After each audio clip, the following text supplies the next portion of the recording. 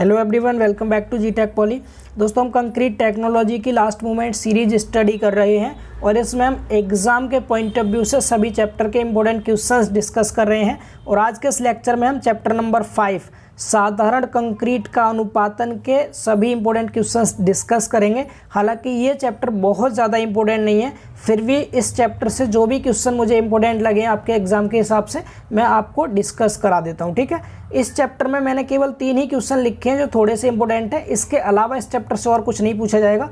कभी कभी तो इस चैप्टर से एक भी क्वेश्चन नहीं आता, फिर भी अगर कोई क्वेश्चन पूछा जाएगा तो इन 3 क्वेश्चन में से एक आपको देखने को मिल सकता है। ठीक है, तो एक एक करके तीनों क्वेश्चन को डिस्कस करेंगे। बहुत टाइम नहीं लगेगा, 15 से 20 मिनट में लेक्चर कंप्लीट हो जाएगा हमारा। ठीक है, पहला क्वेश्चन है कंक्रीट मिक्स क्या है समझाइए। दूसरा क्वेश्चन नियंत्रित कंक्रीट तथा साधारण कंक्रीट की तुलना करें। और तीसरा क्वेश्चन है, यहाँ पर आपको 2 डेफिनेशन बतानी है, एक तो डिजाइन मिक्स कंक्रीट और दूसरा नामन कंक्रीट। ठीक है, ये आपके 3 क्वेश्चन है, एक एक करके तीनों को डिस्कस करते हैं। सबसे पहला क्वेश्चन समझते हैं, कंक्रीट मिक्स क्या है। अब नाम से ही पता चल रहा है कंक्रीट मिक्स, यानी कंक्रीट का मिक्सर हमें तैयार करना है। तो कंक्रीट के मिक्सर के लिए जो जो हमें अवयव चाहिए उन सभी अवयव को प्रॉपर अनुपात में मिलाना ही कंक्रीट मिक्स कहलाता है। समझ पा रहे हैं? तो डेफिनेशन तो इसकी लास्ट के 2 लाइन में लिखी है, आप लास्ट के 2 लाइन पढ़ के बता सकते हैं इजीली। कंक्रीट मिक्स निर्धारण से तात्पर्य यह है कि हम कंक्रीट के अवयवों का अनुपातन इस प्रकार से करें कि हमें अपनी आवश्यकता के अनुसार गुणों एवं सामर्थ्य वाली कंक्रीट प्राप्त हो सके। समझ पा रहे हैं? डिजाइन मिक्स कंक्रीट में क्या मतलब हो गया, कंक्रीट के अवयवों का अनुपातन, यानी कंक्रीट के जो जो अवयव होते हैं उनका अनुपातन करना। अनुपातन मतलब किस प्रोपोर्शन में हम उन्हें मिला रहे हैं, तो एक सही प्रोपोर्शन में हम मिलाते हैं अपनी आवश्यकता के अनुसार। अगर हमें अधिक स्ट्रेंथ वाली कंक्रीट चाहिए तो हम सीमेंट की मात्रा अधिक रखेंगे, उस हिसाब से मिलाएंगे। ठीक है, तो जिस तरह के गुण चाहिए, जिस तरह की सामर्थ्य चाहिए, उसके हिसाब से कंक्रीट के अवयवों को एक प्रॉपर रेशियो में, प्रॉपर प्रोपोर्शन में मिलाना ही कंक्रीट मिक्स कहलाता है। इतना आप याद रखना है। ठीक है, अब थोड़ी सी डिटेल इसकी पढ़ सकते हैं। आगे लिखा हुआ है स्टार्टिंग में, कंक्रीट सबसे अधिक प्रयोग होने वाला मानव निर्मित निर्माण सामग्री है। मानव निर्मित निर्माण सामग्री क्यों बोला गया? क्योंकि इसके जो अलग अलग अवयव होते हैं उन सबको मनुष्यों द्वारा ही मिला करके कंक्रीट बनाया जाता है। ठीक है, आगे लिखा है, शोध द्वारा यह भी निश्चित हो गया है कि कंक्रीट आने वाले कई वर्षों और यहाँ तक कि कई दशकों तक प्रमुख निर्माण सामग्री बनी रहेगी।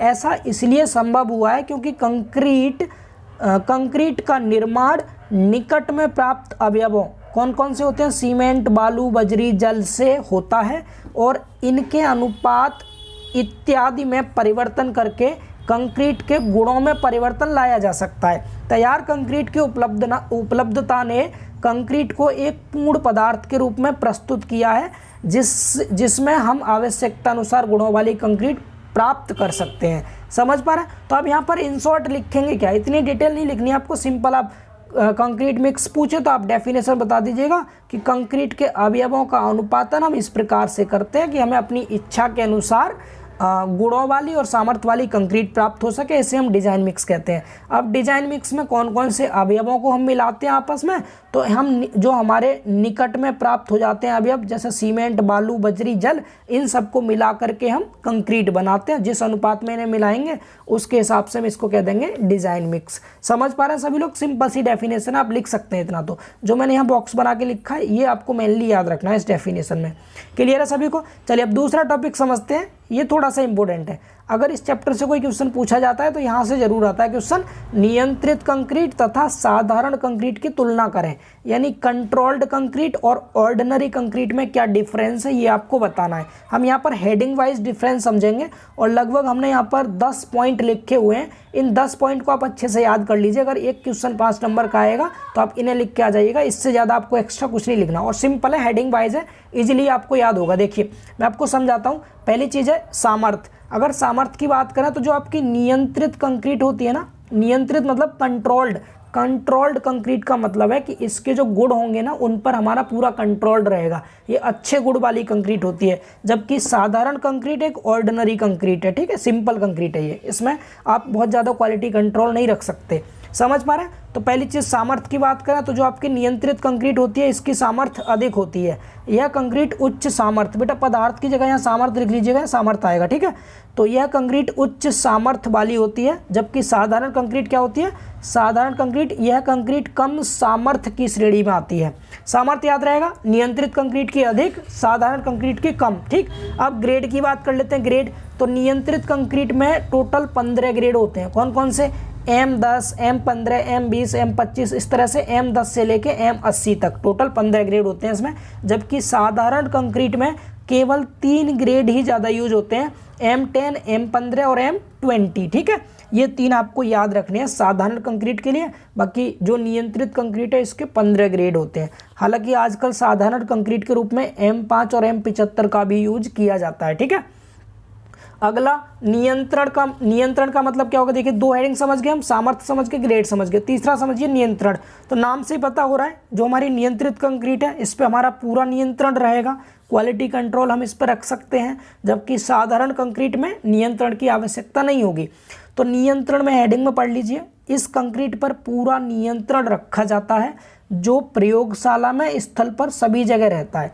जबकि साधारण कंक्रीट में नियंत्रण की विशेष आवश्यकता नहीं पड़ती। यहाँ तक क्लियर। अगला पॉइंट संगठन। संगठन का मतलब क्या, कंक्रीट बनाने के लिए जो जो संगठक की हमें आवश्यकता है उन सबको आपस में मिलाना है, और आपस में मिलाने को हम प्रोपोर्शनल कहते हैं, अनुपातन। तो नियंत्रित कंक्रीट का जो हम अनुपातन करते हैं वो हम भार के अनुसार करते हैं, वेट के अनुसार, ठीक है। तो सभी अवयवों का भार के अनुसार अनुपातित किया जाता है। जबकि साधारण कंक्रीट में आयतन के अनुसार, आयतन के आधार पर इनका अनुपातन किया जाता है। भार के आधार पर जब हम इसकी मिक्सिंग करते हैं तो वो अच्छी मानी जाती है आयतन के अनुसार के अपेक्षा, क्योंकि आयतन में बल्किंग की प्रॉब्लम हो जाती है, ठीक है। अगला है हमारा 5वां पॉइंट, मिक्स। मिक्स का मतलब क्या, मिक्सर हम किस तरह से बनाते हैं। तो जो हमारी नियंत्रित कंक्रीट होती है ना, ये डिजाइन मिक्स कंक्रीट होती है, यानी मिक्सचर परीक्षणों के आधार पर अविकल्पित किए जाते हैं। अविकल्पित मतलब डिजाइन किए जाते हैं, ये मिक्स परीक्षणों के आधार पर अविकल्पित की जाते हैं, मतलब डिजाइन मिक्स कंक्रीट होती है। जबकि साधारण कंक्रीट जो होती है वो नॉमिनल कंक्रीट होती है। नॉमिनल से मतलब हो गया नामन मिक्स पर्याप्त रहते हैं, इसमें नॉमिनल मिक्स ही पर्याप्त है। जबकि जो आपकी नियंत्रित कंक्रीट थी इसमें डिजाइन मिक्स की आवश्यकता पड़ती है, ठीक है। अगला उपकरण की बात करें तो जो नियंत्रित कंक्रीट है उसमें हमें उपकरण की आवश्यकता होगी, मिश्रण के लिए, कुटाई के लिए उपकरण आवश्यक है। जबकि साधारण कंक्रीट में हम हस्तविधि से भी काम चला सकते हैं, ठीक है। उत्पादन की बात करें, उत्पादन लागत, यानी नियंत्रित कंक्रीट को बनाने के लिए लागत कितनी लगेगी, तो नियंत्रित कंक्रीट के लिए लागत अधिक लगेगी, जबकि साधारण कंक्रीट के लिए कम लागत की आवश्यकता होगी। अगर श्रमिक की बात करें तो नियंत्रित कंक्रीट में कुशल श्रमिक आवश्यक हैं, यानी श्रमिक परिव्यय भी अधिक होगा। यानी कि जो हम कंट्रोल्ड कंक्रीट बनवाएंगे उसके लिए जो श्रमिक चाहिए, हमें मजदूर चाहिए, वो कुशल होने चाहिए, अच्छे मतलब एक्सपीरियंस्ड वाले होने चाहिए, उनका खर्चा भी अधिक होगा। साधारण कंक्रीट के लिए साधारण श्रमिकों से भी काम चलाया जा सकता है, इनका व्यय यानी खर्चा कम होता है, ठीक है। अगला उपयोग की बात करें तो नियंत्रित कंक्रीट महत्वपूर्ण कार्यों में उपयोग होती है, जबकि साधारण कंक्रीट सिंपल कार्यों में यूज होगी। क्लियर। अगला है ध्यान देने हेतु तत्व। अब ध्यान हमें किस किस बात में रखना है, तो जो हमारी कंट्रोल्ड कंक्रीट है इसमें हमें जल सीमेंट अनुपात का, स्वीकार्यता, टिकाऊपन, क्रीप, सभी गुणों को प्रभावित करने वाले तत्वों पर ध्यान दिया जाता है। जबकि साधारण कंक्रीट में केवल जल सीमेंट अनुपात पर ही ध्यान दिया जाता है। समझ पा रहे हैं, तो इसको एक बार और रीड कीजिएगा, आपको मैं PDF प्रोवाइड कर दूंगा टेलीग्राम पर, वहाँ से पढ़ लीजिएगा अच्छे से। अब हम अगले क्वेश्चन की ओर मूव कर लेते हैं, तीसरा क्वेश्चन, और ये लास्ट क्वेश्चन है। इसके 2 पार्ट हैं, पहला आपको डिजाइन मिक्स कंक्रीट के बारे में बताना है, दूसरा आपको नामन कंक्रीट के बारे में बताना है। डिजाइन मिक्स कंक्रीट क्या होता है, तो जस्ट अभी मैंने आपको ऊपर बताया था, जो कंट्रोल्ड कंक्रीट होती है ना वो डिजाइन मिक्स कंक्रीट होती है। तो जितने कंट्रोल्ड कंक्रीट के गुण थे सब के सब इसके अंदर आ जाएंगे, और नामन कंक्रीट जो है वो साधारण कंक्रीट होती है, ठीक है। तो यहाँ पर लिखा भी है डिजाइन मिक्स कंक्रीट के बारे में, इस प्रकार की कंक्रीट को कंट्रोल्ड कंक्रीट भी कहते हैं। समझ पा रहे हैं सभी। इस प्रकार की कंक्रीट में संघटकों का अनुपातन प्रयोगशाला में किए गए प्रारंभिक परीक्षणों के आधार पर किया जाता है। मतलब जब हम इनके संघटक को आपस में मिलाएंगे तो पहले लैब में टेस्ट करेंगे, टेस्ट करने के बाद ही इनका अनुपातन करते हैं, ठीक है। इस प्रकार से ये टेबल नंबर 5.1 लिखा है, इसको आप स्किप कर दीजिएगा, ये मत लिखिएगा। इस प्रकार से अविकल्पित कंक्रीट की सामर्थ्य अभिलाक्षणिक सामर्थ्य से कम नहीं होनी चाहिए, यानी जो डिजाइन मिक्स कंक्रीट है इसकी स्ट्रेंथ जो होगी वो करेक्टरिस्टिक स्ट्रेंथ से कम नहीं होनी चाहिए, अधिक होनी चाहिए। इसकी स्वीकार्यता भी आवश्यकता अनुसार होनी चाहिए।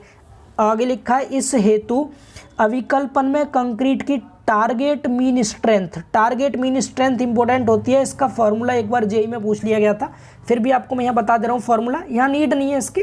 बाकी ध्यान रखना डिजाइन मिक्स कंक्रीट में टारगेट मीन स्ट्रेंथ बराबर जो होती है वो करेक्टरिस्टिक स्ट्रेंथ प्लस 1.65 गुणा स्टैंडर्ड डेविएशन के बराबर होती है। अगर मैं सिंबल के रूप में इसका फॉर्मूला लिखूं तो आप इसका फॉर्मूला थोड़ा सा समझने की कोशिश कीजिएगा। मीन स्ट्रेंथ को हम एफ एम से डिनोट कर लेते हैं, एफ और एम, ठीक है, एफ एम ये होगी मीन स्ट्रेंथ, बराबर जो होता है करेक्टरिस्टिक स्ट्रेंथ आपके सामने लिखा है एफ सी के से डिनोट करते हैं, एफ सी के, ठीक है, प्लस में फिर 1.65 तो 1.65 और मानक विचलन मतलब स्टैंडर्ड डेविएशन, इसको सिग्मा से प्रदर्शित करते हैं, सिग्मा। तो एफ एम बराबर जो होता है एफ सी के प्लस 1.65 सिग्मा होता है। ये आप फॉर्मूला याद कर लीजिएगा, ये मीन स्ट्रेंथ का फॉर्मूला होता है। मीन स्ट्रेंथ बराबर characteristic strength plus 1.65 into sigma, sigma यहाँ स्टैंडर्ड डेविएशन होता है। सिग्मा की वैल्यू फिक्स होती है, स्टैंडर्ड डेविएशन की वैल्यू यहाँ लिखी हुई है टेबल में, आप पढ़ सकते हैं। लिखा है यहाँ पर स्टैंडर्ड डेविएशन के मान। अगर ग्रेड आपको दे रखी है M10 से M75 तक, तो इसके लिए स्टैंडर्ड डेविएशन 3.5 होता है। M20 से लेके M25 तक के लिए जो स्टैंडर्ड डेविएशन की वैल्यू है 4 ली जाती है। 30 से 35, 40 और बाकी सब अदर ग्रेड के लिए इसकी वैल्यू 5 लेते हैं, ठीक है। 30 से लेके 30, 35, 40, 45, 50, 30 से 50 तक के लिए 5, इधर 20 से 25 के लिए 4 और 10 से 75 के लिए यहाँ पर कितना लेते हैं हम 3.5। हालांकि यहाँ 75 नहीं आना चाहिए एक्चुअल में, यहाँ केवल 10 लिखा होना चाहिए। फिर भी यहाँ पर न्यूमेरिकल नहीं पूछेगा आपसे, आप इस पार्ट को स्किप कर दीजिएगा। यहाँ स्टैंडर्ड डेविएशन की वैल्यू देने की आवश्यकता नहीं है, सिर्फ आप यहाँ से यहाँ तक थ्योरी की पार्ट में लिख के आ जाइएगा। इसका फॉर्मूला लिख दीजिएगा मीन स्ट्रेंथ का, इतना काफ़ी है। स्टैंडर्ड डेविएशन की वैल्यू आपको रटनी बिल्कुल नहीं है, ठीक है। न्यूमेरिकल क्वेश्चन कभी कभी आता है, जेई में पूछता है 1 नंबर में, तो उस समय वैल्यू दे देता है सिग्मा की। तो यहाँ आपको सिर्फ डेफिनेशन वाला पार्ट तैयार कर लेना है, ठीक है। इसके बाद देखिए आगे बात करते हैं। आगे लास्ट डेफिनेशन है हमारी नॉमिनल मिक्स, या मिक्स आएगा, मॉक्स लिखा है गलती से, nominal mix concrete. Nominal mix concrete आपको ऊपर बताया ही था, ये साधारण कंक्रीट होती है, ठीक है। तो इस प्रकार की कंक्रीट को साधारण कंक्रीट भी कहते हैं। इसमें संघटकों को भार या आयतन के अनुपात में दर्शाया जाता है। हालांकि हम साधारण में तो अनुपात के आधार पर ही कर लेते हैं, डिजाइन मिक्स में हम भार के आधार पर करते थे, ठीक है, लैब में टेस्ट करने के बाद। इसका प्रयोग M20 ग्रेड से नीचे की कंक्रीट में किया जाता है। हालांकि मैंने आपको 3 बताए थे इसके, M10, 15, 20, तो 20 से ज़्यादा के लिए यूज नहीं करते। नॉमिनल मिक्स कंक्रीट को 20 तक ही यूज करेंगे, इससे नीचे। परंतु इस हेतु साइट इंचार्ज की अनुमति लेनी आवश्यक है। जब भी हम इसका यूज करते हैं तो हमें साइट इंचार्ज जो भी होगा उसकी अनुमति लेने की आवश्यकता पड़ती है। इस प्रकार की कंक्रीट में सीमेंट की अधिक मात्रा उपयुक्त तो होती है, ठीक है। यहाँ पर आप सिर्फ इसके ग्रेड एक बार देख लीजिए, सिर्फ ग्रेड, बाकी और डेटा आपको याद करने की आवश्यकता नहीं है। M5, M7.5, M10, M15, M20 ये कुछ ग्रेड है। 20 से कम का ये, 20 से ज़्यादा की ग्रेड इसमें हम यूज नहीं करते हैं। बाकी ये जो वैल्यू दे रखी है अदर वाली वैल्यूज, ये आपका मन हो तो याद कर लीजिएगा, बाकी इन्हें आप स्किप कर सकते हैं, इनकी आवश्यकता आपको नहीं है, ठीक है। ना ही जल सीमेंट अनुपात, ये सब डेटा मत पढ़ना, सिर्फ आप इनके ग्रेड याद रख लीजिएगा। क्लियर है सभी को? तो इस चैप्टर में सिर्फ इतना ही था, आसान सा चैप्टर था। इसको एक बार आप देखेंगे तो आपको अच्छे से याद हो जाएगा, पढ़ लीजिएगा, सिर्फ एक बार रीड आउट कर लीजिएगा, ठीक है। अब मैं इसका अगला लेक्चर आपको जस्ट अभी थोड़ी देर में प्रोवाइड करूंगा, चैप्टर नंबर 6 जो होगा। तब तक आप इन चैप्टर्स को स्टार्टिंग के 5 चैप्टर अच्छे से तैयार कर लीजिए। मैं 5वां चैप्टर का एक कंबाइंड PDF बना करके आपको टेलीग्राम पर प्रोवाइड कर दे रहा हूँ। इन स्टार्टिंग के 5 चैप्टर को अच्छे से तैयार कीजिए। जिन्हें केवल पास होना है वो 5 चैप्टर अच्छे से पढ़ लें, पासिंग मार्क का आपको इसमें से मिल जाएगा, ठीक है। बाकी एक और सेकंड पार्ट का PDF आपको मिलेगा अगले सभी चैप्टर्स का, ठीक है। तो उन सब चैप्टर के PDF को और रीड कर लीजिएगा। कल 2 बजे आपका एग्जाम है, उससे पहले सब कुछ पढ़ के जाइएगा, आप अच्छा स्कोर कर पाएंगे। तो मिलेंगे बहुत जल्द अगले लेक्चर में, तब तक के लिए बाय बाय, टेक केयर।